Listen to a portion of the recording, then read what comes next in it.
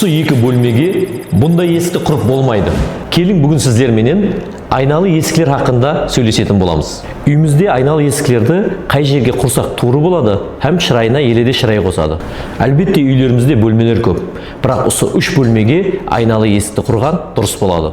Бірінші, әлбетте үйдегі мейманханаға айналы есік қойған дұрыс болады. Себебі қонақ келгенде бірінші болып олардың көзінің жауын алады. Һәм сізге деген көз қарасы басқаша болады. Екінші, бұл әйел адамларымыз арзу қылатұғын асханаларға айналы есік құрған дұрыс болады. Себебі аналарымыз һәм өмір жолдасларымыз бұл жерден илхам алып, мазалы ауқатларды пісіру үшін. Үшінші, бұл холл ямаса тамбурдан кіреберіс жердегі есіклерге айналы есік қойған дұрыс болады. Әрқандай үйге келген адамның көз қарасы босағадан басталады. Кірген жердегі есігіңіз қанша сұлу, шырайлы болса, сізге деген көз қарасы басқаша болады. Бірақ менің пікірімше, осы екі бөлмеге айналы есік құрып болмайды. Бұлар қажет қана менен жуыну бөлмесі. Бұларға айналы есік құру ұсыныс етілмейді. Егер де сізге де өзгеше дизайндағы айналы есіклер керек болатын болса, Хушмак компаниясына мұражат етің.